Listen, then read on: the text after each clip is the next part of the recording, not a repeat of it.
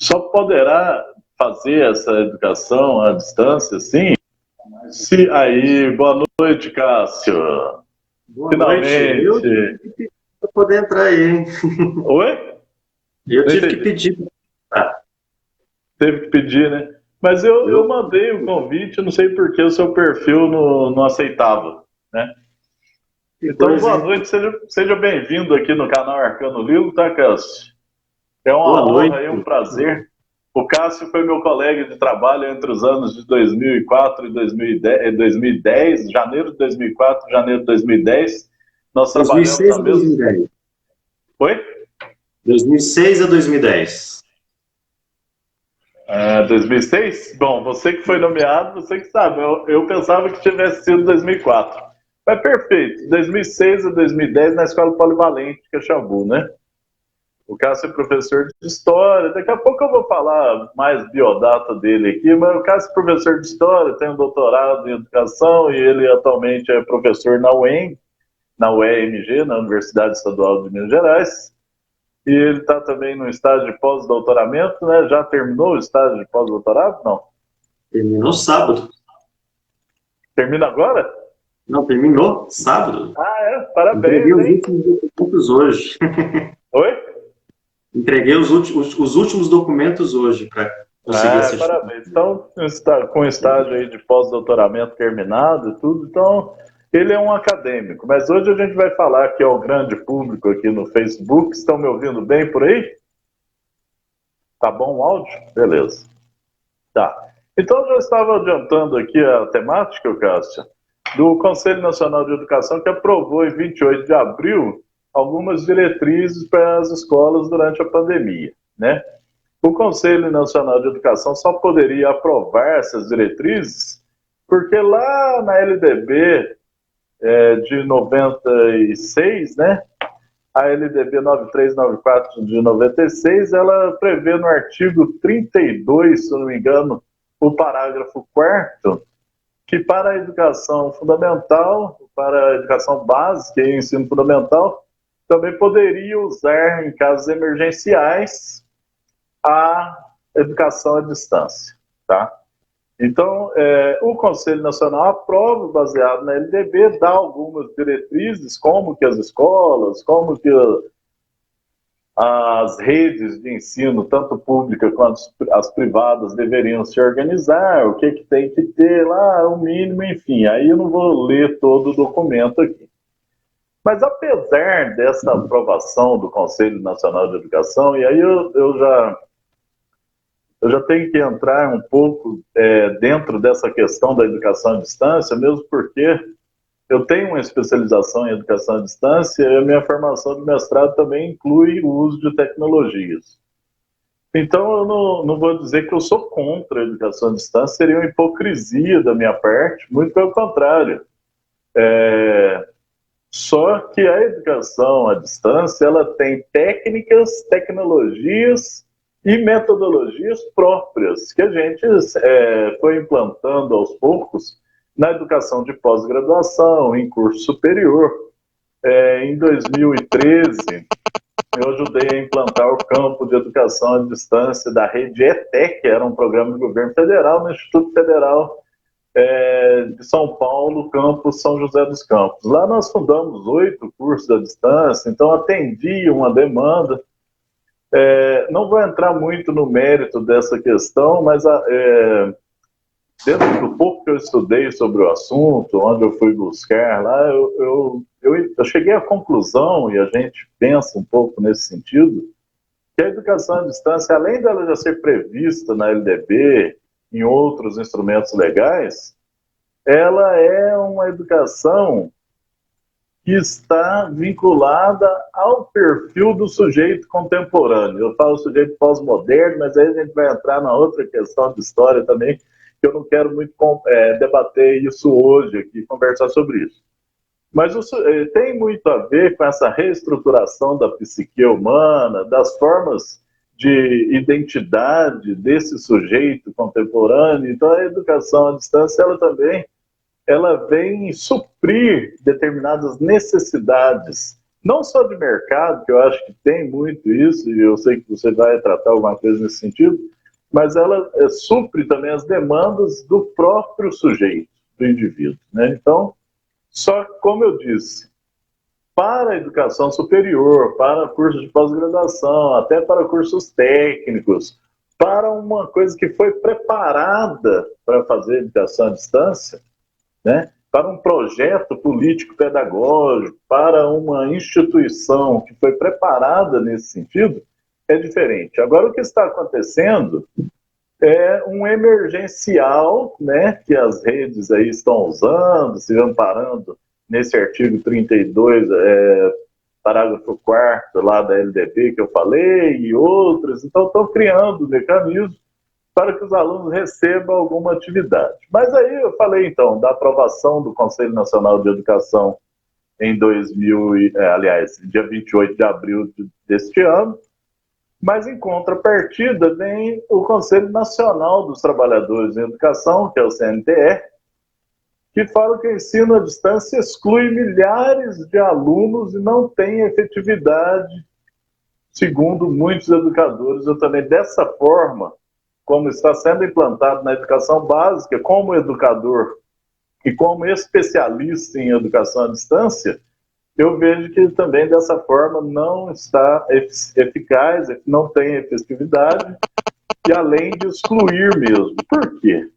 Porque aí entram dados, por exemplo, da nossa população. Eu, me referindo agora a um vídeo do próprio Cássio, o nosso amigo aqui, o Cássio, ele tem um vídeo de pandemia em educação, com vários participantes lá, o Alessandro, a professora Elaine, lá da Unisalesiana. Então, esse vídeo, e o André, esse vídeo é até uma referência para mim. E ali, os debatedores afirmaram, assim, entre outras coisas, falaram assim, que o direito à educação agora vira expectativa de direito, né? Então, durante a pandemia, a gente vê também essa retirada de direitos.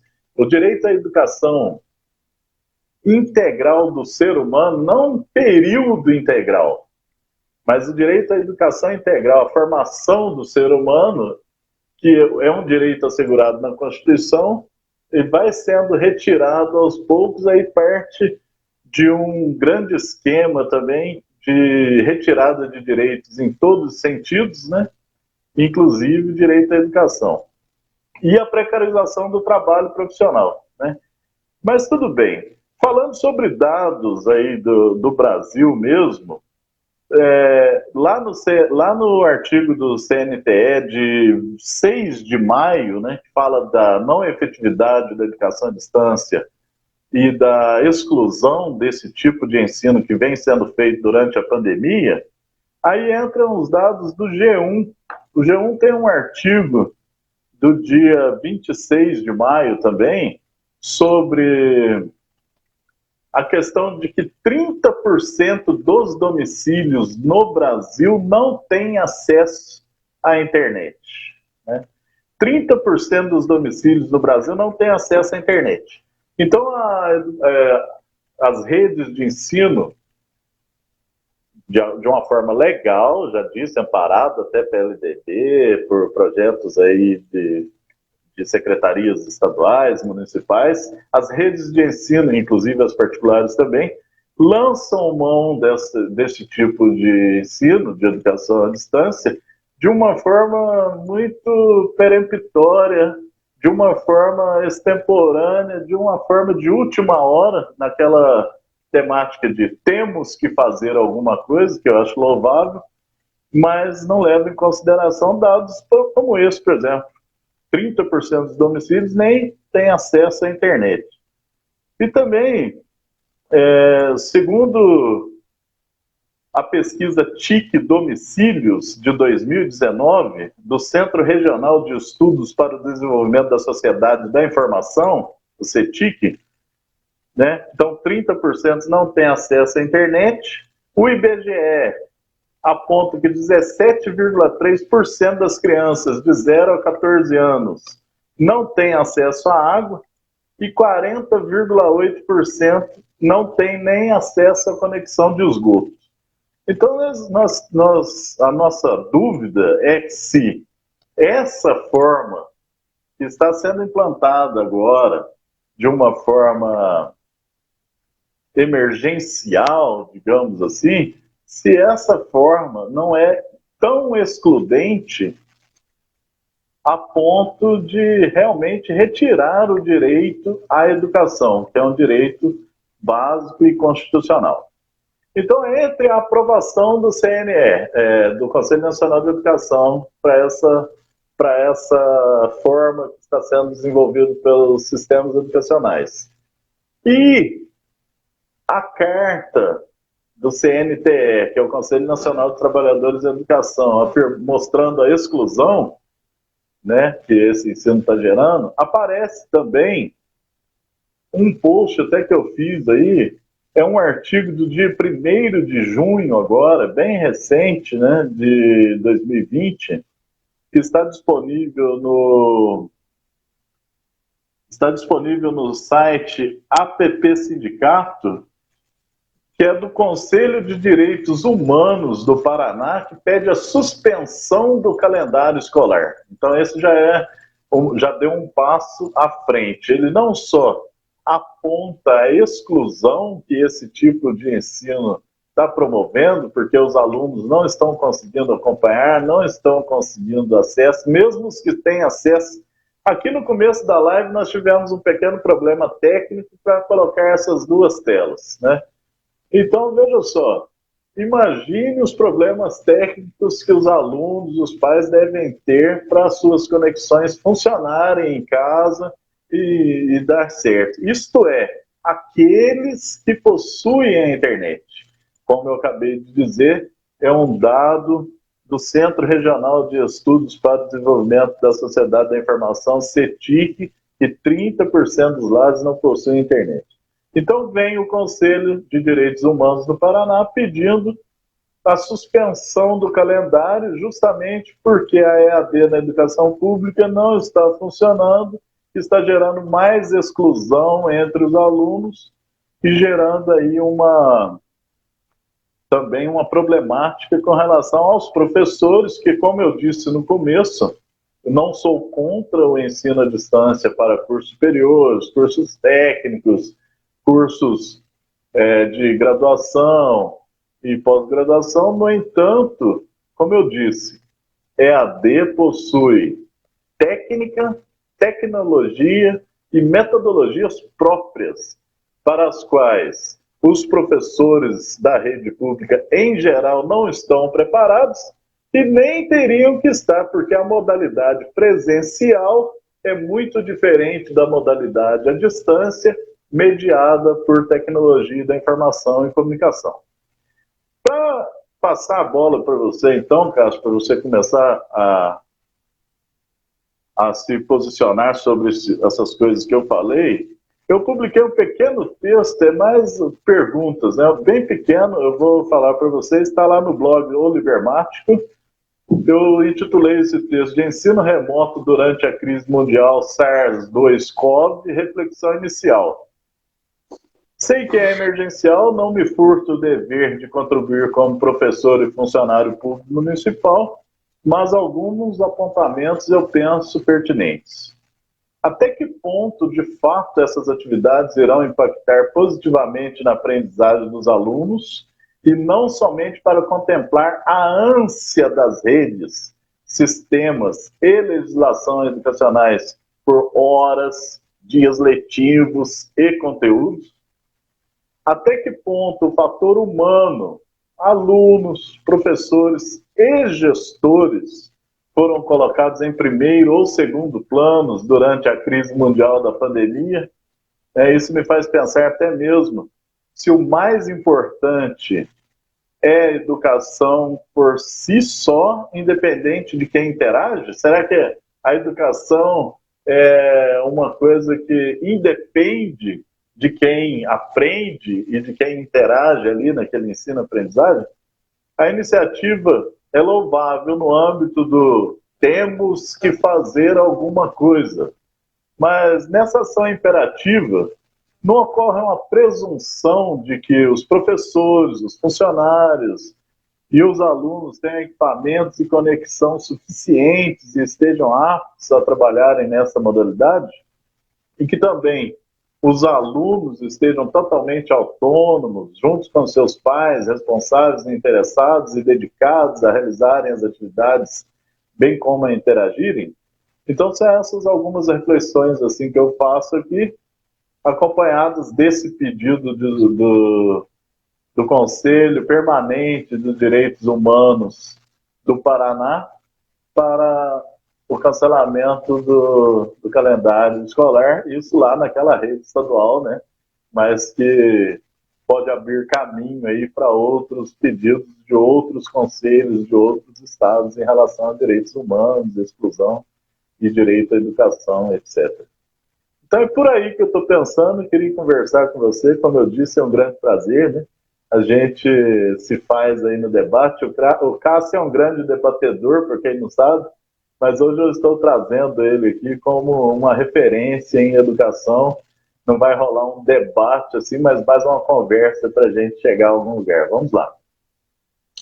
Bom, boa noite, Maurílio. Boa noite a todas e todos. Gostaria de agradecer esse convite para esse bate-papo de hoje. A gente se conhece já faz um bom tempo, se a gente for contar, já faz uns 14 anos. A gente já trabalhou de 2006, 2010. Nós já nos envolvemos em várias polêmicas, né, Maurílio? Várias polêmicas, duras polêmicas, mas no final das contas, os nossos objetivos sempre foram os mesmos, né? Para iniciar essa conversa, eu acho que é importante ressaltar que a gente está num momento único da nossa história. A nossa geração, ela não viveu essa experiência que é traumática, vamos dizer assim.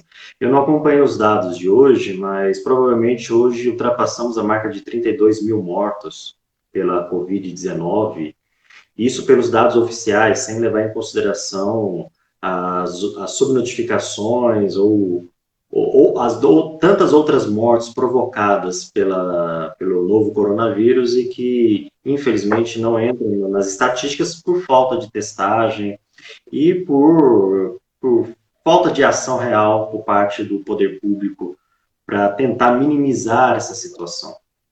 Chegamos, inclusive, aqui no Brasil a mais de meio milhão de infectados, isso que a gente está sabendo pelos dados oficiais do governo. Então, de certa forma, a gente está vivendo algo inédito que muda. Muda o mundo no qual nós vivemos, a realidade no qual nós vivemos. E muda o trabalho agora das escolas. Aconteceu um engano aqui, desculpa. Pode continuar, desculpa. Muda um monte de coisa. E para nós, uma das coisas que afeta bastante na sociedade é a educação. Não só os trabalhadores de educação, mas a juventude, aqueles que estudam nas instituições escolares, tanto no ensino básico quanto no ensino superior, as suas famílias. Eu acho que, de certa forma, depois da questão de saúde, a questão sanitária, a educação é que é uma das... E junto com a questão do trabalho, a sobrevivência material, né, o trabalho cotidiano, é o que afeta muito as pessoas. Então, é um debate, inclusive, polêmico, né, porque, inclusive, a nossa função aqui é trazer elementos polêmicos para a gente poder levar a pensar. Lembrar que a gente não tem respostas prontas e a gente também não se diz os donos da verdade. A gente vai colocar um outro posicionamento. O próprio Maurílio gosta de usar esse posicionamento contra-hegemônico, mas vamos tentar fazer uma conversa aqui trazendo alguns apontamentos que levam a uma reflexão, né? O Maurílio colocou uma coisa muito importante. Não é que a gente é contra as novas tecnologias no campo da educação. Eu acho que a gente não pode fechar os olhos para as inovações tecnológicas e o quanto que elas podem ser benéficas para a educação. Inclusive para a democratização da educação, para a universalização da educação, para a expansão da educação de fato. Nós devemos aproveitar isso. O meu grande questionamento é que essa tecnologia, que poderia muito beneficiar a humanidade como um todo, dentro do nosso modo de produção, né, do nosso sistema, é aproveitado para a obtenção cada vez maior de lucro e ganhos do capital internacional, do grande capital, vamos dizer assim. Esse é o grande problema. Por quê, gente? Olha só. Vamos fazer uma relação agora com a educação básica, primeiramente, depois a gente entra no ensino superior. O EAD, ou as novas tecnologias digitais, internet, entre outros, seria ótimo se permitisse um avanço maior da educação, inclusive da educação presencial. Ou seja, um complemento a mais do processo educacional. Mas o que a gente observa, e isso não é agora da pandemia, é anterior.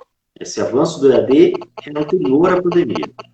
A gente vê a intenção de substituir a educação presencial pela educação à distância. Isso que a gente tem observado. Com certeza, o Maurílio e demais aqueles que estão nos assistindo já vem acompanhando esse debate há anos. Fala-se de EAD, de diminuição das escolas presenciais, de criação de turmas virtuais, de demissão de professores, porque você consegue colocar muito mais alunos sob a responsabilidade de menos professores ainda, entre outras coisas. Então, a gente vê assim, um avanço nesse debate. Lembrando do homeschooling, inclusive esse debate ganhou muita força nos últimos 3 anos, não é de agora. Muita gente defendendo o uso do homeschooling em substituição à educação coletiva, a educação em ambiente social. Agora, no caso, a gente tem que levar uma reflexão importante. O que é educação? As pessoas imaginam, o senso comum, né, infelizmente, imaginam que a educação é simplesmente a transferência de informação. Ou como alguns chamam, né, de conhecimento. Passar um conhecimento do professor para o aluno, de uma fonte para outra. Em outras palavras, a educação se resume ao processo de ensino-aprendizagem. A transferência do conhecimento por parte do professor para o aluno. E, na verdade, nós precisamos observar que a educação não é isso. Não é transferência de conhecimento. E como o Maurílio já falou anteriormente, a educação, principalmente como responsabilidade da educação institucional, é a educação para a formação do ser humano. Não apenas do cidadão, aquele que vai trabalhar na sociedade, interagir na sociedade, mas é a formação do ser humano integral. E quando se fala de levar o aluno à presença no ambiente escolar, o objetivo dessa presença não é ele ter apenas a relação com o professor, para ter esse conhecimento, para construir coletivamente esse conhecimento, mas se interagir com os colegas, se interagir com outros alunos, se interagir com outros jovens que, inclusive, têm realidades diferentes deles. O processo de formação do ser humano precisa passar por essa interação social. Essa interação social, ela se dá na convivência, e muitas vezes na convivência física. Para todos aqueles que estão passando na pandemia, em isolamento social, deve estar entendendo bem o que eu estou falando, né? É extremamente complicado ficar isolado. E não adianta tecnologia, não adianta internet, WhatsApp, Facebook, a gente conversar com as pessoas, mas na verdade a gente está interagindo com uma tela de computador ou de celular, a gente não está interagindo com as pessoas. A gente não está entrando, inclusive, em contradição com essas pessoas. E isso, imagina isso num processo de formação de um adolescente, de uma criança, que não se interage fisicamente, presencialmente com outras pessoas. Então, esse é um grande problema que o EAD, seja em momento de pandemia, mas seja em outros momentos, como foi anteriormente, retira essa característica, esse aspecto fundamental da educação presencial. Isso é uma coisa importante que nós precisamos ressaltar. Do outro, aí já vamos entrar no período da pandemia, mas voltando ao conceito de educação pública, inclusive. Uma grande conquista que nós tivemos nos últimos 30 anos, a partir do processo de redemocratização do nosso país, ao fim da ditadura civil-militar, na década de 80 para cá, ou pelo menos até algum tempo atrás, foi o crescimento da escola pública. A expansão da escola pública com o objetivo de universalizar o acesso à escola pública. Nós temos N problemas com a escola pública, que nós podemos até fazer uma outra live para discutir a qualidade da educação pública. Mas uma conquista importante é o avanço das possibilidades da juventude poder acessar a escola. E a gente precisa avançar mais, inclusive, na permanência desse jovem na escola. Só que, com a pandemia, isso causa um problema muito grave.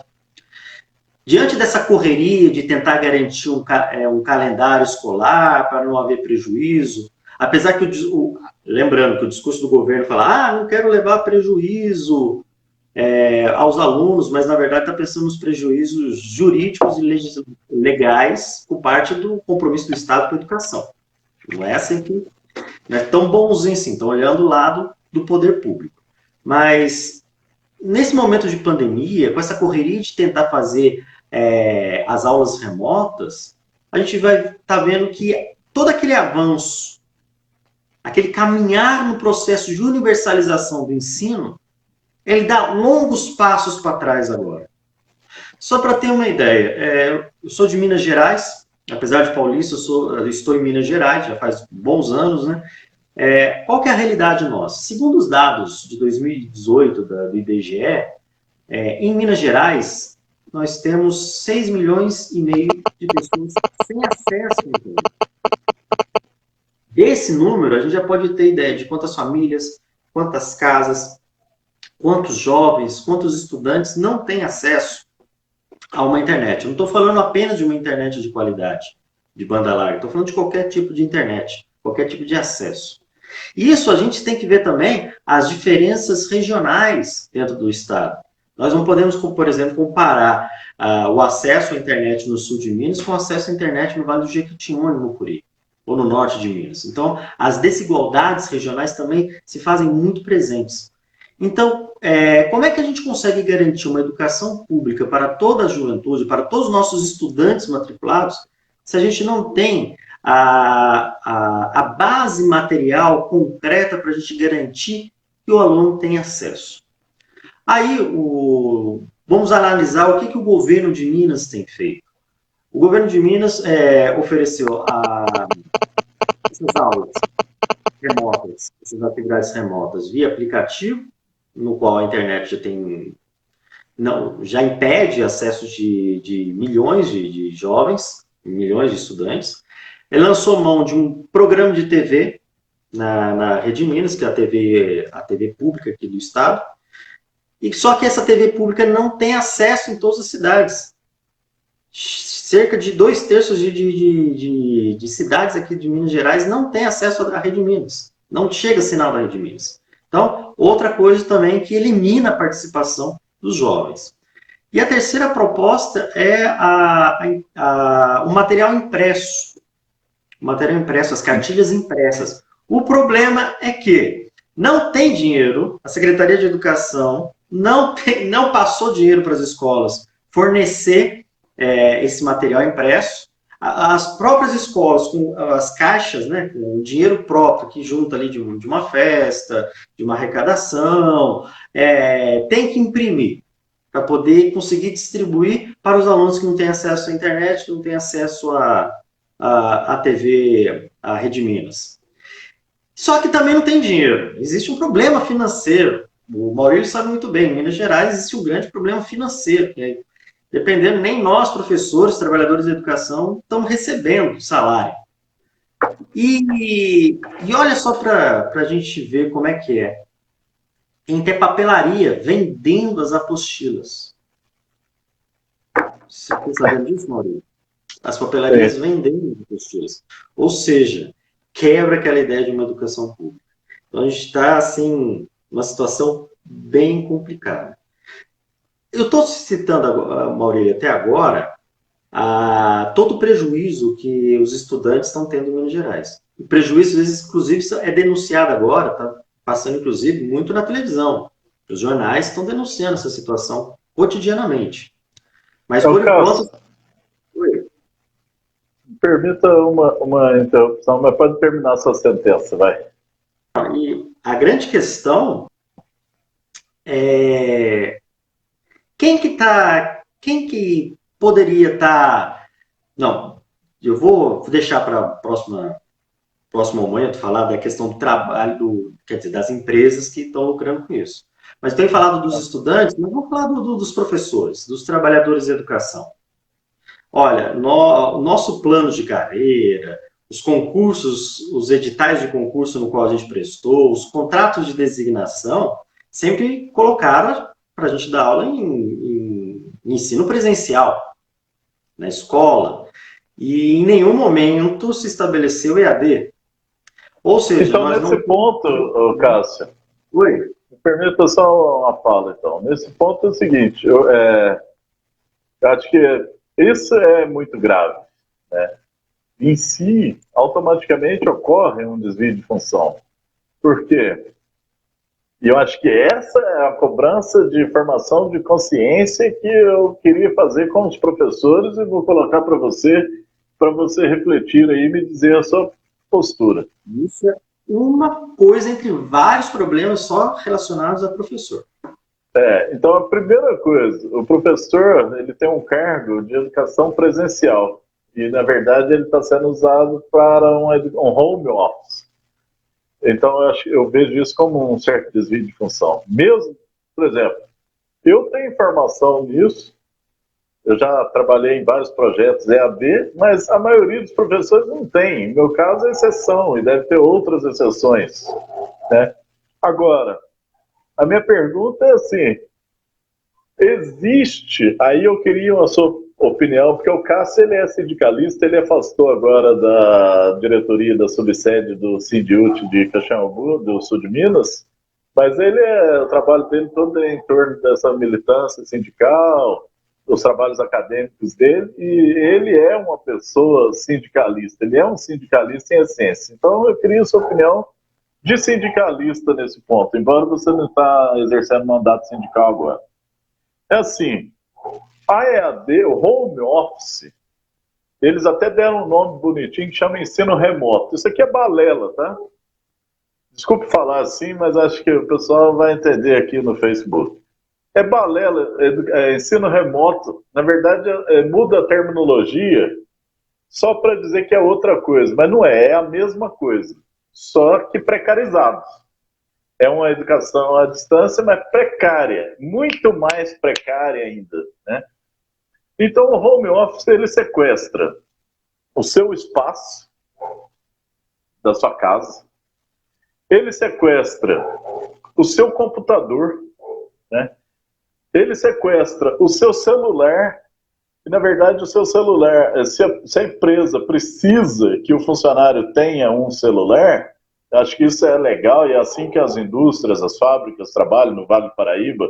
Eu conheço pessoas que ficam à disposição da empresa, têm um celular chamado corporativo.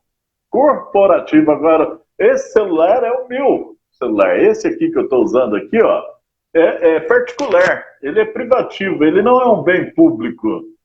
Ele jamais... Não, o meu ver, aqui é a minha opinião de cidadão, de profissional da educação, mas de cidadão. Ao meu ver, se a empresa demanda que você tenha um home office ou esteja de plantão, ela tem que te fornecer obrigatoriamente todo o equipamento, inclusive arcar com as despesas de conexão.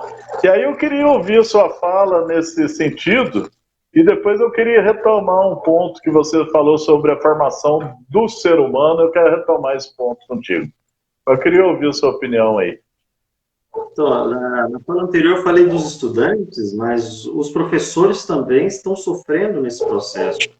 Nós podemos chamar de aprofundamento da precarização do trabalho docente. Isso tem a ver com a precarização internacional do trabalho, né? Sim, exatamente. E é um fenômeno que vem bem anterior à própria pandemia. Tanto que nas ciências sociais as pesquisas estão criando um novo termo, né? Ou uma nova categoria analítica, que é a uberização do trabalho. que a gente pode até comentar depois. Ah, né? sim.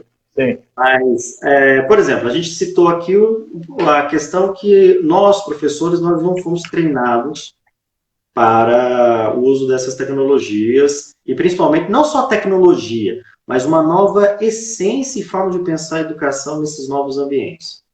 O professor, ele não apenas está preparado para isso, mas o foco dele nunca foi esse. Esse nunca foi o nosso foco. Não é nosso paradigma educacional. Mas uma outra coisa que você falou, a questão do equipamento. Se a gente for trabalhar em qualquer outro tipo de serviço, ou qualquer outra profissão numa empresa, ou até mesmo no serviço público, todo o equipamento é cedido pelo patrão, pelo contratante. Nesse caso que está acontecendo, não. É com o seu próprio equipamento que o professor está tendo que dar conta, fazendo as suas gambiarras. Por exemplo, até aqui é uma gambiarra. Estou com uma gambiarra com o celular pendurado aqui, estou com uma gambiarra com uma luminária para iluminar, o Maurício tem umas gambiarras na casa dele, ou seja, a gente dá conta. Só que a gente está fazendo isso espontaneamente para fazer esse debate. Não obrigado pelos nossos patrões, não obrigado pelo poder público, mas isso está se impondo. Os professores que já ganham pouco, já são desvalorizados salarialmente, economicamente, ainda têm que arcar com computadores que funcionem, computadores que consigam fazer essa conexão, internet de alta velocidade, que no Brasil não é barato, equipamentos como celulares, etc. e tal. Ou seja, os professores estão tendo que desembolsar da já precária condição financeira para poder arcar com essa situação, com essas aulas remotas, vamos dizer assim. Outra coisa que afeta muito a relação de trabalho, o home office, né, esse tipo de trabalho não tem qualquer tipo de controle de horário. Isso significa o quê? Enquanto que, por exemplo, vamos pegar o caso do professor.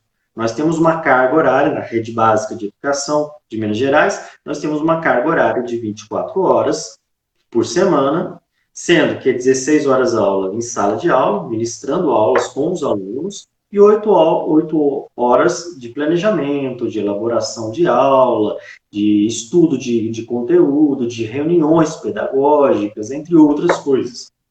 E a gente tem esse controle. Há um controle muito rígido no ambiente de trabalho sobre esses horários. Em casa não tem esse controle nenhum. Algumas pessoas imaginam que é muito mais fácil trabalhar em casa, muito mais tranquilo. Eu vou até brincar, para nós professores, pelo menos nós homens, a única tranquilidade é poder ficar de cueca, trabalhar de cueca. De resto, a gente trabalha muito mais, sem controle nenhum. Os professores, para conseguir postar um conteúdo, um vídeo, eles passam o dia inteiro para conseguir colocar 50 minutos no ar.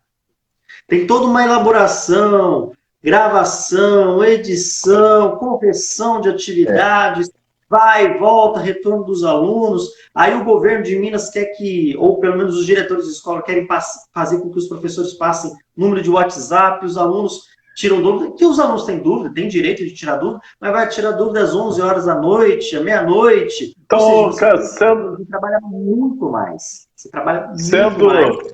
Sem aumento de salário.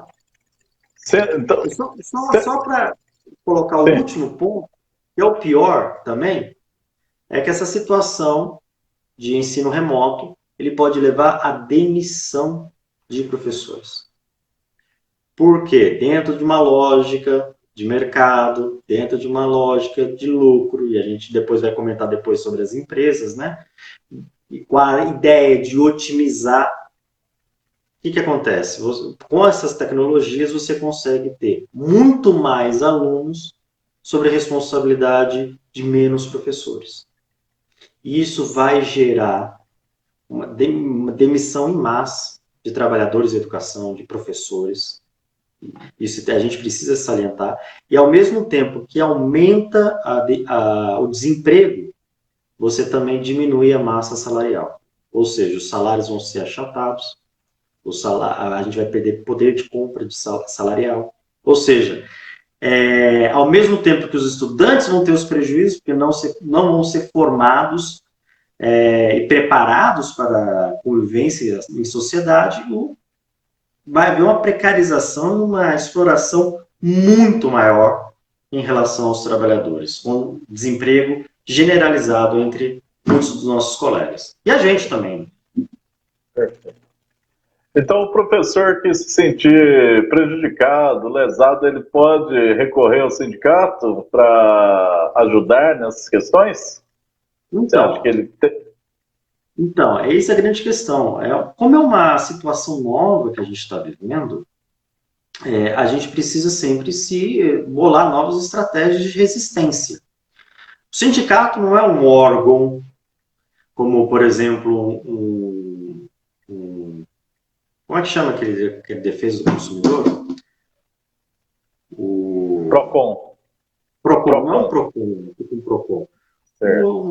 Os sindicatos de trabalhadores, no nosso caso, sindicato de professores, de trabalhadores em educação, é um instrumento coletivo da categoria, uma categoria profissional, no caso, os professores e trabalhadores em educação. E, para isso, é necessário que esses trabalhadores em educação estejam atuando junto ao sindicato e construir estratégias e ações de resistência para tentar resistir. Pessoal, essa é a importância aí do trabalho sindical, né? Que nós estamos falando isso desde sempre, né, na nossa carreira profissional, Cássio.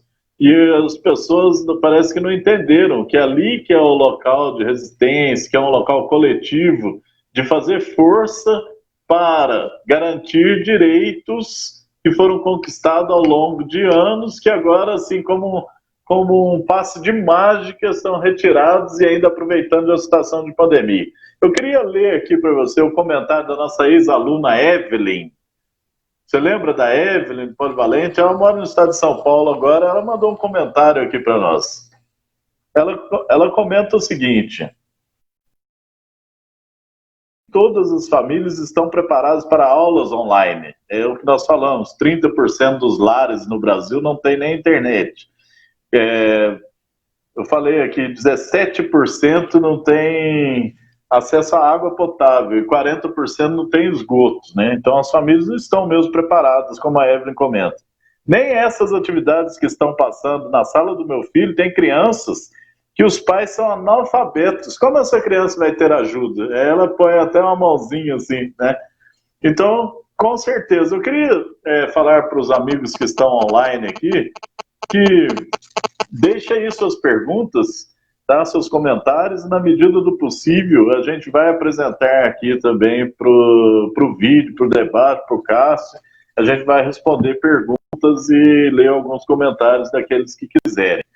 E depois esse vídeo vai estar disponível no YouTube, no meu canal, certamente vai para o canal do Cássio também, para a gente divulgar mais essas ideias e juntar mais gente aí para essa conversa. Mas o que eu queria... Nós já estamos aqui num debate já há alguns minutos, já temos, apesar do problema inicial que nós tivemos, nós já temos 54 minutos aqui, Cássio, de conversa. Então, descontando aí... Oi? Quase uma hora. 54 minutos, mas descontando aí aquele problema inicial, né? Vamos dizer que foram 45, 46 minutos de conversa, de fato. Eu peço desculpa, você falou demais, cara. Não, tá indo bem, é tranquilo, é assim mesmo. Aqui é uma conversa, a gente não tem limite de tempo, é que depois, se a gente fizer um vídeo muito extenso também, dificulta as pessoas assistirem, mas a gente não tem um limite, assim, é mais uma questão prática. Você falou da questão eu vou dar uma tangenciada aqui, mas é coisa que está refletindo hoje na nossa história. Você falou da formação do professor, e na formação do aluno, a escola é importante para formar o ser humano, né? Mas aí nós vemos constantes ataques ao humanismo, né? Não existe mais esse humanismo, nem a área de humanas hoje ela é totalmente desprivilegiada.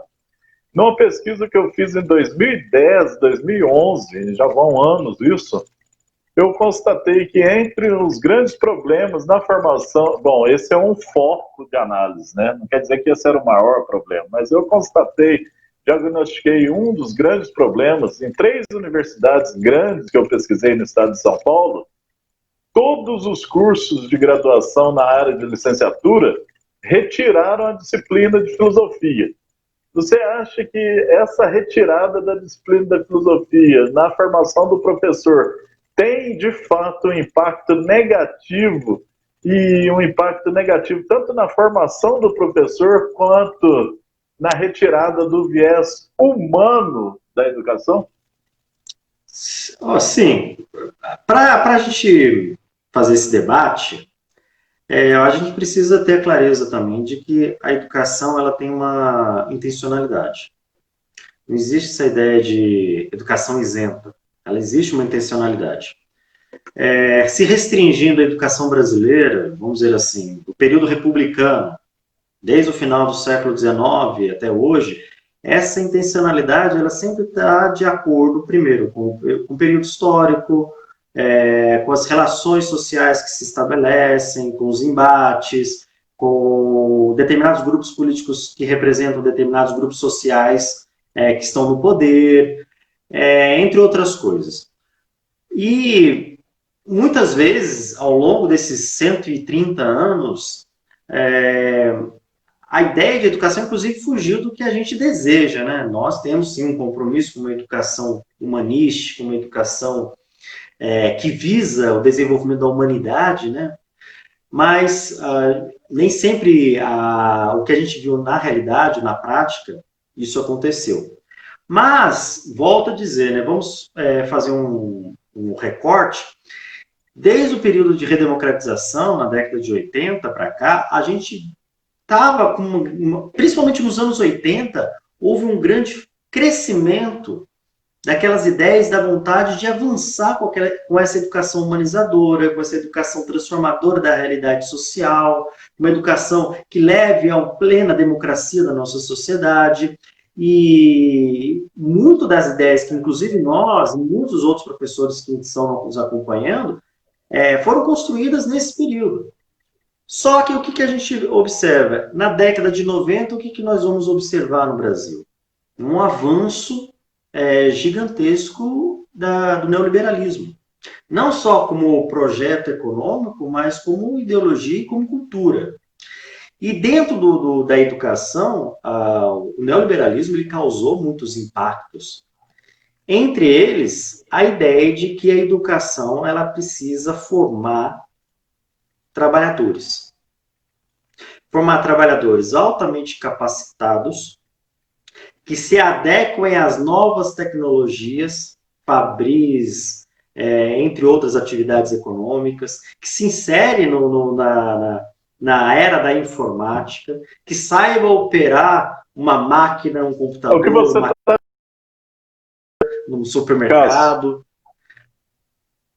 O que você está dizendo, em outras palavras, na verdade, é que a educação, hoje ela é moldada para satisfazer os anseios do mercado e não do ser humano, é isso? Basicamente é isso. Sim, isso ideologicamente falando, cresceu muito dos anos 90, e mesmo nessas primeiras décadas do século XXI.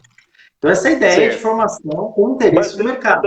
Ou seja, você consegue avançar na formação técnica desses trabalhadores, da juventude que vai ser trabalhador, para gerar cada vez mais lucro, mais valia a ser explorada. Ao mesmo tempo, você tem que formar esse trabalhador que não questione esta ordem, esse sistema. Que faça com que nem aquele filme do Charlie Chaplin, Tempos Modernos, né? Que siga aquela cena lá de ficar apertando o parafuso sem pensar sobre por que ele está apertando o parafuso e toda essa lógica. E a formação do professor vem nessa lógica também, né? A formação do professor vem nessa lógica. Agora, o que eu queria colocar aqui também para você é o seguinte. Você citou até a entrega da apostila, né?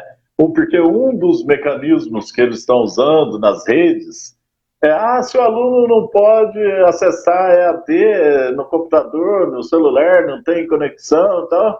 Falaram isso para mim também como professor. Você não tem conexão, então vai na escola, né?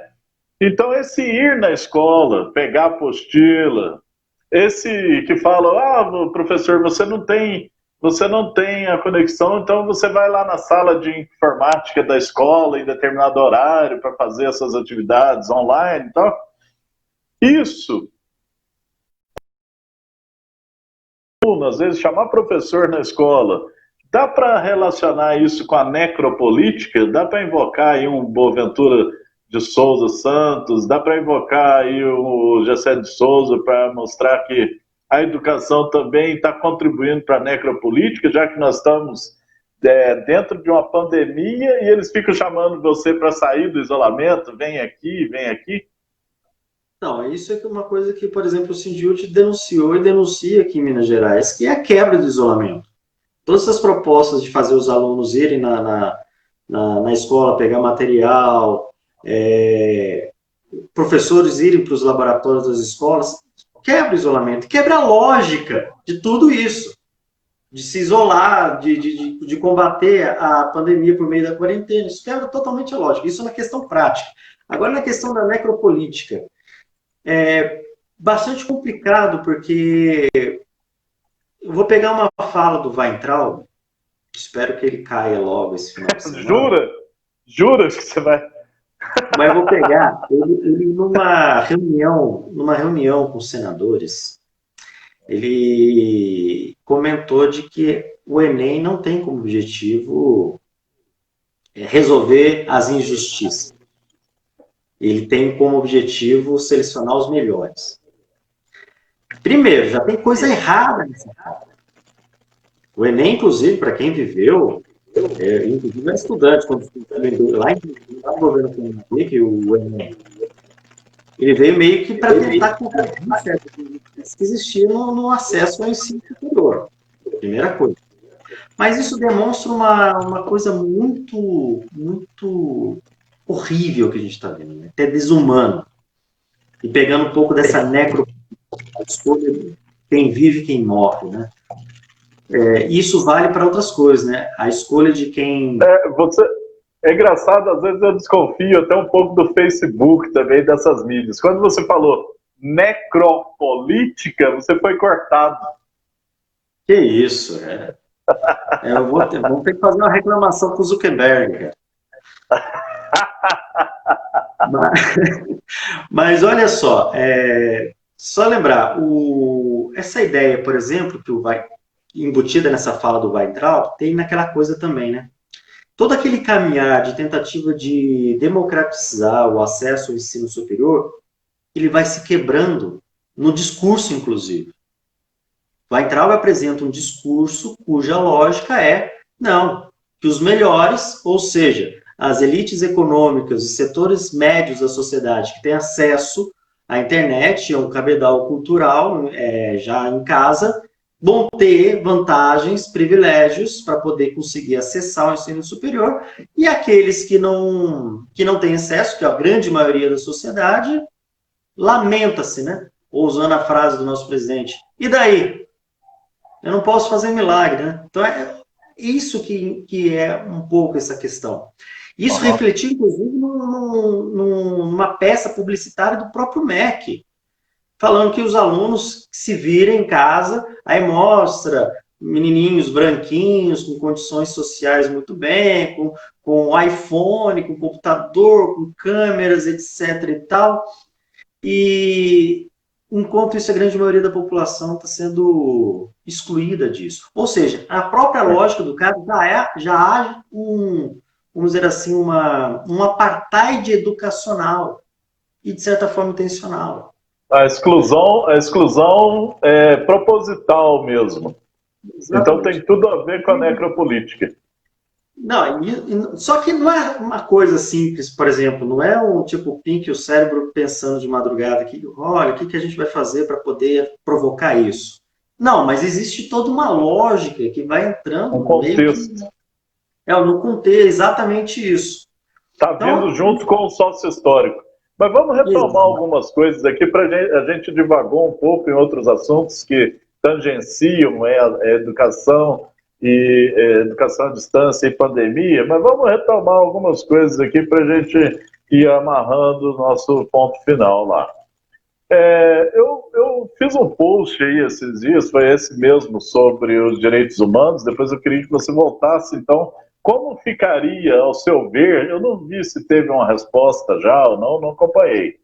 Mas, ao seu ver, como ficaria esse pedido do Conselho Permanente de Direitos Humanos do Estado do Paraná, que pede o cancelamento, a suspensão do calendário escolar esse ano, em função dos excluídos? E isso está ligado também ao que o Conselho Nacional dos Trabalhadores em Educação fala, que essa EAD emergencial, ou esse ensino remoto, como eles gostam bonitinho de chamar, que é a mesma coisa, está causando mais exclusão ainda. Então eu queria que você falasse como ficaria esse pedido, tá, dos direitos humanos lá, e essa manifestação da CNTE, e também, assim, que nesse post que eu fiz dos direitos humanos, uma professora comentou o seguinte: mas o salário, você está aposentado, então, no meu entendimento, e aí é uma questão também trabalhista, que já que é pandemia, você, então, tem o salário mantido pelo sistema. Bom, em Minas nem está pagando direito o salário, né? Paga com quase um mês de atraso. Mas, como é pandemia, então, os patrões, eles têm essa obrigação de manter o salário. Então, a professora não precisaria estar, teoricamente, ela não precisaria estar preocupada com o seu salário neste ponto, né?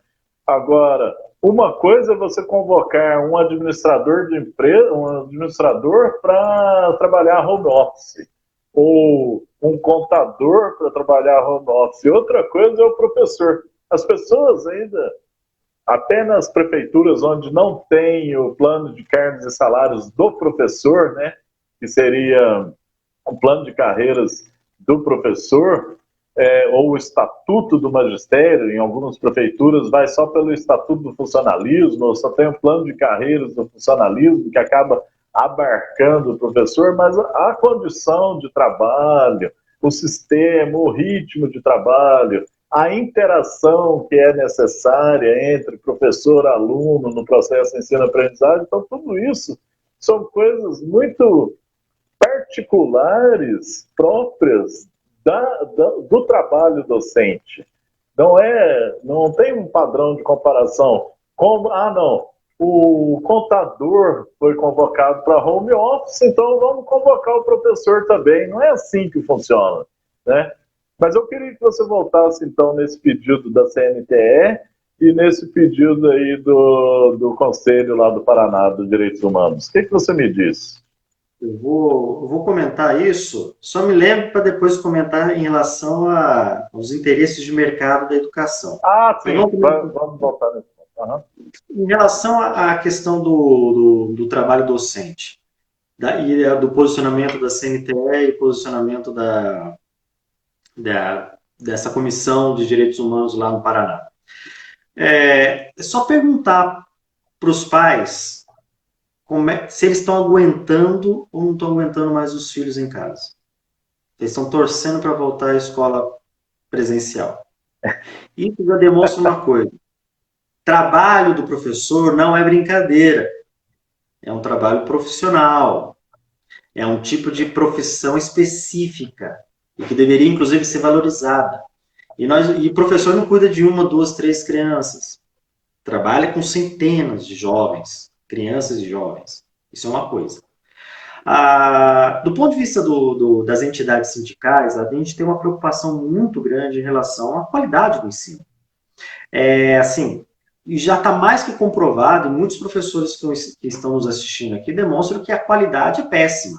O que parece é que a intenção do poder público, dos governos, seja das prefeituras, do governo dos estados, até mesmo do governo federal, é empurrar com a barriga uma situação para dizer que está fazendo alguma coisa, justificar determinados gastos ou investimentos, mas assim, de forma alguma querendo garantir a qualidade do ensino. E já era pouco no período anterior, vai piorar cada vez mais. Então, assim, é uma denúncia importante que nós precisamos ver. Esse modelo educacional, empurrado com a barriga, e que está relacionado com a questão dos interesses de mercado, não garante educação de qualidade. E, assim, é só para contar dados que foi cumprida a carga horária, vamos dizer assim. É tão absurda a situação que tem algumas redes que viram o absurdo que está a situação e que decidiram não contar como carga horária. Porque o negócio está feio demais. Eles viram na prática que as tentativas de aula remota estão sendo. Agora, esse posicionamento da Comissão de Direitos Humanos do Paraná, pedindo ou solicitando a suspensão do ano letivo, eu não vou questionar o pedido da comissão, mas assim, eu gostaria de trazer algumas reflexões que nos preocupa muito do ponto de vista do trabalhador. Que não afeta tanto o professor efetivo. O professor efetivo está lá, tem determinadas, até o momento, tem algumas garantias de proteção ao emprego, mas a nossa grande preocupação são os contratados, né? Em Minas Gerais, nós chamamos de designados. Em outros estados, em outras redes, tem outros termos, contratado. Isso, salve! Tecnologia. Faz parte, né? Tinha que ter, né? O Jansen ficou aí, ó. O Jansen é heróis da resistência. Online. Se já temos essa dificuldade, imagina para dar aula, né? Tá. Então retoma aí seu pensamento para a gente ir concluindo mesmo. Nós já temos um tempão aqui online. Parei. Oi? Nem sei onde parei. Se perdeu, né? Natural também que isso aconteça. Mas eu acho que reforçar, né? Alguns professores, com essa EAD emergencial, então você acredita que isso incentiva o homeschooling? E, ao mesmo tempo, isso vai gerando mais distanciamento entre as pessoas, entre os seres humanos, entre o professor e o aluno, o processo de ensino-aprendizagem totalmente prejudicado, né? Agora tem a questão... Eu acho que a realidade concreta da pandemia prova que o homeschooling não funciona. Que os pais vão vir. Sim. Agora, também existe a questão seguinte...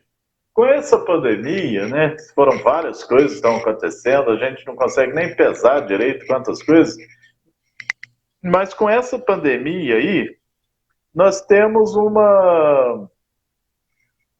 fato que aconteceu muito claro, é que o Zoom, por exemplo, enriqueceu milhões.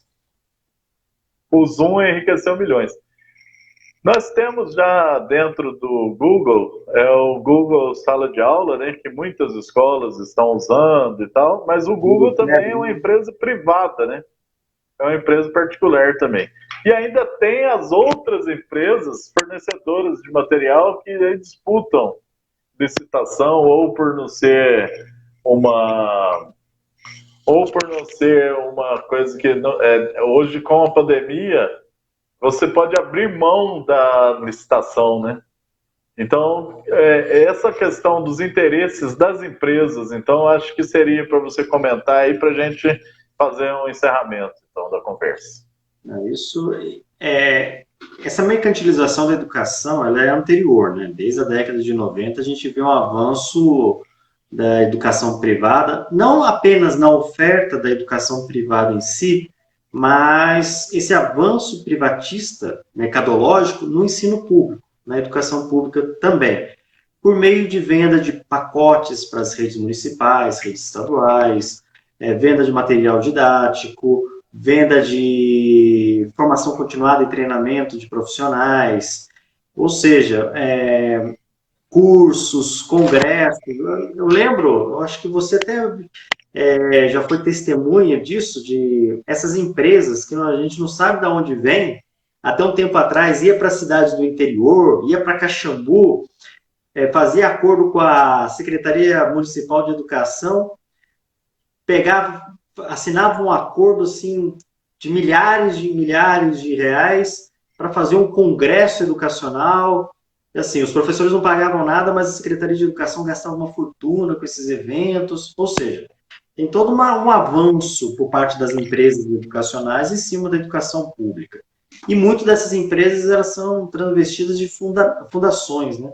Tanto que nós temos a Fundação Lema, a Fundação Itaú, a Fundação Ayrton Senna, a Fundação Caralho em Quatro, desculpa a expressão, mas e que nesse momento de pandemia se aproveitam da situação, como por exemplo as licitações ou a não necessidade de licitação, etc. e tal. Essas empresas se vendem como se fosse estar fazendo um grande favor, um serviço social, mas na verdade estão visando lucro. Só para a gente ter uma ideia, caso de Minas Gerais. Vamos pegar um exemplo de Minas. Eu não sei os outros estados, você pode falar de São Paulo. Vamos pegar o caso de Minas. Minas Gerais tem 2 universidades estaduais. A UENG, a Universidade do Estado de Minas Gerais, e a Unimontes. E, sem falar das estaduais, que são ligadas diretamente ao governo de Minas, nós temos uma porrada de universidades federais. Minas Gerais é o estado que tem mais universidades federais. O Maurílio conhece muito dessas universidades aqui. Então, do ponto de vista acadêmico, Minas Gerais estava toda instrumentalizada, se desejasse, para pensar e elaborar o ensino remoto. Estão percebendo? Tinha toda essa possibilidade. A gente, ao analisarmos o ensino remoto que se colocou na prática, não teve nenhuma participação das universidades públicas, os seus departamentos de educação, os seus departamentos de licenciatura, os seus cursos das áreas específicas que são trabalhadas na escola. Não houve nenhuma consulta. Quando você fez o convite, como eu estou afastado já faz uns 2 meses da rede básica, eu não tive acesso específico ao chamado PET, né? Programa de Educação Tutorada. Mas quando você fez o convite essa semana para participar dessa conversa, eu fui consultar o material, o guia do professor, o material de conteúdo do 3º ano do ensino médio. Por incrível que pareça, eu não consegui achar a fonte. Eu não consegui achar referências. Eu não consegui achar quem produziu o material. Logo que a gente consegue ver algumas evidências de algumas coisas, como, por exemplo, tem o material do 3º ano do ensino médio. Assim, o conteúdo são links espalhados, assim, pegos do Google, sabe? Um do InfoEscola, outro do Wikipedia, outro sei lá da onde, outro de um blog sei lá do quê. Assim, espalhado. Assim, coisa que um aluno nosso faz. Que é fazer uma pesquisa no Google e juntar um monte de link. Aliás, eu pergunto uma coisa, fazendo um pequeno parêntese, né? Tem como clicar link numa apostila no papel?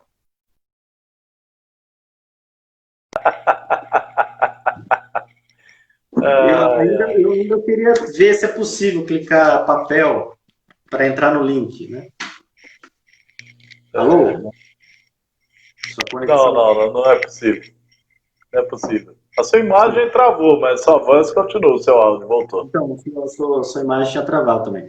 Mas continuando, nem lembro. Aí a gente vai ver, nas conversas que a gente consegue ter contato com Belo Horizonte, com os contatos que a gente tem dentro da Secretaria de Educação, o órgão central, nas superintendências, a gente vê empresas por detrás disso, entre elas a Fundação Lema. Ou seja, resumindo, ou sintetizando, né? As empresas, o mercado ligados ao setor de educação estão se aproveitando da pandemia para ganhar rios de dinheiro, mesmo numa situação financeira péssima que a gente tem. Viu professores da rede básica estadual de Minas Gerais que tem o salário ameaçado de não ser pago, os designados serem demitidos? Rios desse dinheiro está indo para essas empresas transvestidas de fundação. Não é à toa que a secretária de Educação, a Júlia Santana, que mesmo antes da pandemia já falava muito dessa associação com essas empresas, ou dando esse sentido mercadológico à educação pública daqui de Minas Gerais, essa visão empresarial. Não é à toa que eu acho que foi umas 2 semanas atrás, a Júlia participou de um evento da Fundação Lehman. Ou seja, olha o nível no qual a gente está. E volto a dizer, o Estado de Minas Gerais tem uma profusão de universidades públicas, universidades estaduais, universidades federais, com todo o cabedal teórico e prático, e todo o acúmulo do debate da formulação de políticas públicas e educacionais, e de elaborações e de concepções pedagógicas para trabalhar nesse conteúdo de ensino remoto, e não foi consultado em nenhum momento. Eu tive uma reunião na unidade, eu perguntei para a diretora levar para o conselho universitário se houve alguma consulta ao UENG, e não houve. Sobre isso, por exemplo, vou pegar o caso só da língua portuguesa, né? Nós trabalhamos muito hoje em dia com a abordagem de gêneros, né? Os gêneros textuais. Uma das pessoas mais experts em teoria de gênero está lotada na Universidade de Taubaté, que é a doutora Aparecida Maria Lopes Rossi. É referência no Brasil em termos de sequências didáticas para abordagem de gênero em língua portuguesa. No entanto, ela deu as pesquisas, ela deu o material que ela produziu durante a pesquisa para dentro da rede pública municipal de educação. No entanto, a rede pública contratou a apostila.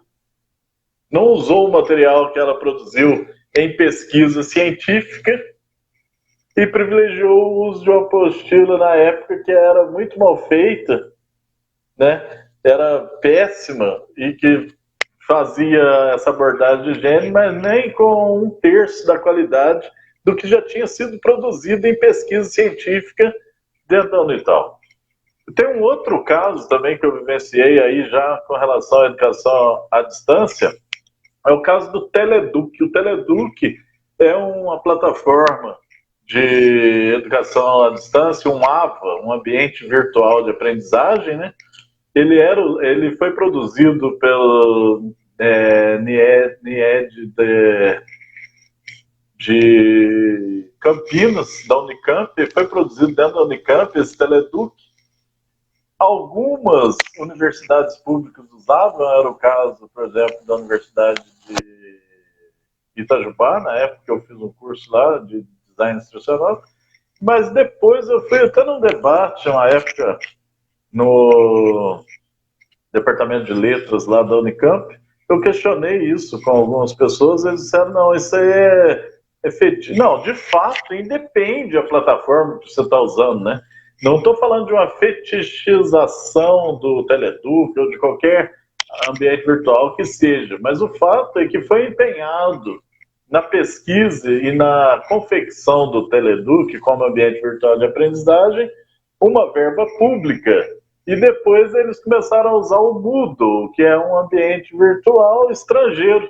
Quer dizer, nós temos tecnologia aqui, mas muitas vezes privilegia-se empresa de fora, empresa particular, para fazer o quê? Uma espécie de evasão de divisa, quer dizer, transferência de erário público para dentro da empresa particular, né?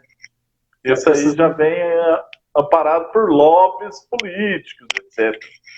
Eu não vou entrar na questão para evitar qualquer processo judicial, né, Maurílio? Mas essas empresas têm um lobby gigantesco dentro do aparato do Estado. Então, é complicado isso. Então,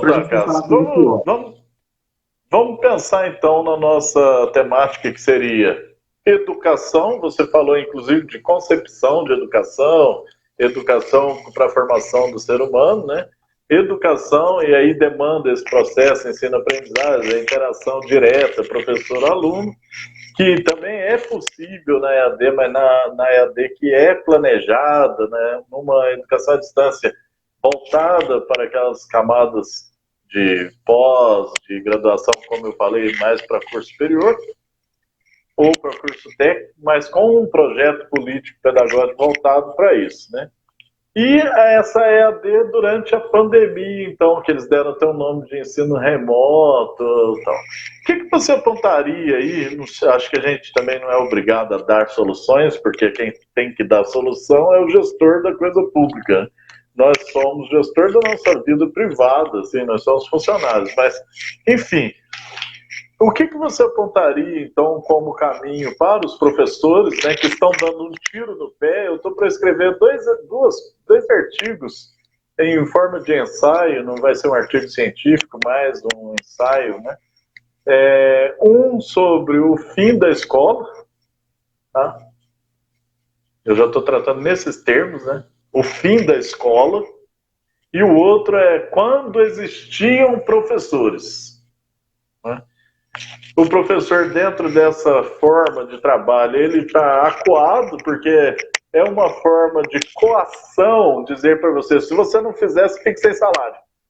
Vai lá, cumpre lá o home office, senão te tira o salário. Então é uma forma de coação, né? É uma forma de coação e de assédio moral também, já que nós estamos numa crise de pandemia. E ao mesmo tempo que ele vai fazendo isso, esse EAD, fajuto que está sendo implantado, ele vai dando um tiro no pé, porque ele está acabando com o espaço de trabalho e com os postos de trabalho, né, na área da educação. Então, como você apontaria, então, para os professores? Eu sei que é uma situação bem nova, isso tudo que a gente está vivendo, não temos fórmula pronta, como você falou no começo, mas qual seria, então, para professores, a sua alternativa nesse ponto, e também para a comunidade escolar, né, os pais, porque o objetivo final da educação são os alunos, né? Mas como os alunos estão também muito prejudicados, mas como você apontaria então o caminho para os pais e para os professores? Ô, Maurílio, você me colocou numa situação complicada. Porque, assim, como eu coloquei, você lembrou, a gente está numa situação nova. A gente não tem respostas, assim. É difícil a gente apontar uma alternativa pronta. Chegar aqui e falar, não, tem que fazer desse jeito, pronto, acabou. Eu, Cássio, não tenho essa resposta. A grande questão que a gente pode colocar em pauta é que, do jeito que está, não dá. Do jeito que está ruim. E o que levou ao jeito que está? Uma coisa tá ruim, mas esse ruim foi fruto de um processo coletivo de elaboração e construção. Outra coisa é a coisa tá ruim, mas não houve esse processo coletivo de construção, de elaboração de construção. Não houve, e isso é o nosso caso agora. Não houve esse processo. Então, essa coisa que está dando errado foi sem consulta da categoria, sem consulta das universidades. Os professores, os trabalhadores da educação não tiveram direito de opinar. O representante sindical, a entidade sindical que representa a categoria, não foi chamado pelo governo, pela Secretaria de Educação, para debater propostas. A única vez que foi chamado foi para ouvir. Quando falou alguma coisa, deram de ombro. Ou seja, poderia dar errado? Lógico. É uma coisa de tentativa, é erro, uma novidade. Mas é um errado que poderia fazer parte de um processo coletivo de construção. Mas não foi. E é por isso que a gente precisa denunciar. Uma coisa é tentar fazer algo legal, algo bom, pensar nos nossos alunos, e dar errado. Bom, beleza, deu errado, vamos na tentativa e erro resolvendo. Mas as evidências que são apontadas e a lógica que parece que está envolvida, parece que deu errado de propósito. Não porque visava errado, mas o caminho escolhido foi de propósito, porque está privilegiando determinadas coisas. Eu não vou citar aqui para não dar problema, mas parece que determinadas intenções foram pensadas nesse sentido. Como, por exemplo, o envolvimento das empresas educacionais ligadas às redes educacionais, sejam municipais, sejam estaduais. A falta de diálogo foi pensado para isso e deu errado. Então a gente precisa denunciar. Eu acho, por exemplo, esse debate, essa live, essas propostas de debate que você, Maurílio, está colocando aqui, e que demais outras pessoas, entidades, agrupamentos estão fazendo, é importante porque a gente está trazendo para o público, seja para os pais, seja para os professores, seja para a juventude, os estudantes, elementos para a gente refletir e pensar. E é a partir dessa reflexão coletiva, aí há a possibilidade de a gente fazer algo coletivo. Inclusive, construir uma alternativa educacional diante dessa pandemia. Porque a gente não pode negar a existência da pandemia, a gente não pode, por exemplo, falar, nada de aula remota, vamos voltar para a sala de aula presencial, ou cancela tudo, a gente fica sem aula. A gente está diante de uma situação no qual a gente tem que pensar. Só que o poder público não chama a gente para conversar. Não propõe essa construção coletiva. Esse é o grande problema. Então, eu sei que o pessoal está cansado de lives, né? Está tendo live para tudo quanto é lado. É live de professor, é live de acadêmico, é live de pagodeiro, é live de pastor, é live de tudo, né? É live do gato, do cachorro. Mas esses momentos são importantes, por isso que a sua proposta, a atividade de hoje, ela é importante para a gente trazer esses elementos para que aqueles que nos assistam façam uma reflexão. E a partir dessa reflexão, se coloque nessa construção coletiva de uma alternativa. Isso é o mais importante.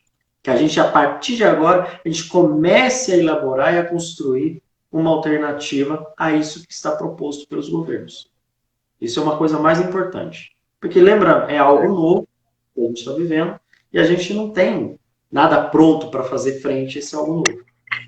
Perfeito. E o Arcano Lilo, o canal Arcano Lilo, é um canal socioeducativo de entretenimento, ele é um espaço mesmo aberto para discussão, para debate, para conversa, para formação, né? Não só para entreter, mas para formar.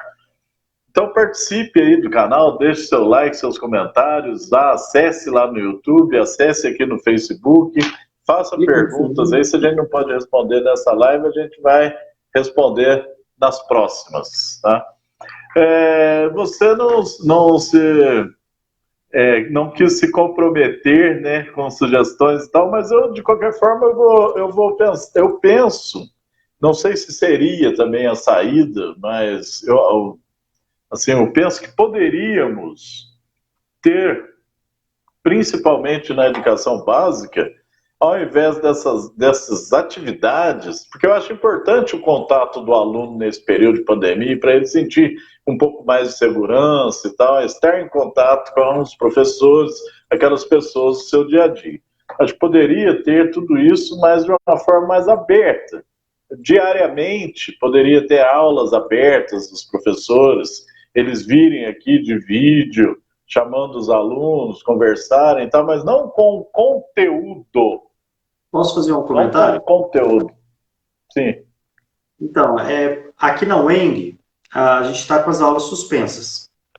Não sei até quando, inclusive o Conselho Universitário, em reunião ontem, tomou a decisão, deliberou por a gente começar a elaborar realmente as aulas remotas. Mas até então, a gente está com as aulas totalmente suspensas.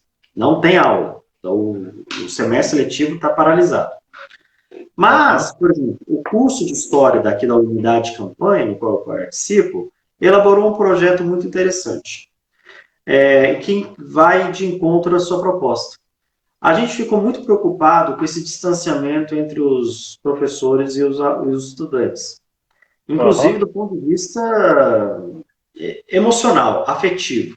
Então a gente Sim. elaborou um projeto que nós chamamos de projeto História em Diagnóstico, e toda semana nós estamos fazendo lives com temáticas propostas pelos alunos para trazer essa proximidade. Não valendo o conteúdo, não é a aula, não conta para o semestre letivo, mas é uma forma de estabelecer essas relações. Do outro lado, os alunos dos diferentes períodos do curso de História, da unidade de campanha, estão fazendo as suas lives. Por exemplo, o conjunto de estudantes, por iniciativa prova, estão fazendo um projeto chamado Historicizando na Quarentena. Eles estão produzindo material, vídeos, debatendo alguns temas, inclusive voltados para alunos da educação básica. Tudo sem compromisso. Não, ótimo. Assim, no curso superior, eu entendo perfeito, ótimo. Agora, na educação básica, pelo menos a percepção que eu tenho da rede onde eu atuo no momento, a percepção que eu tenho é que projetos independentes, elaborados por professores, eles não são bem-vindos. É só o projeto da secretaria, sabe? Faz esse projeto, faz aquele projeto, faz esse projeto e tal.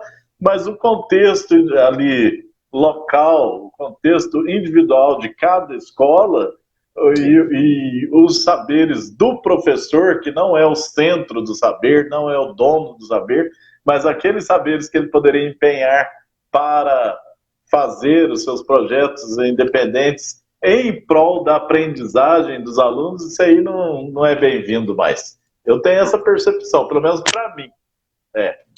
Sempre cortado.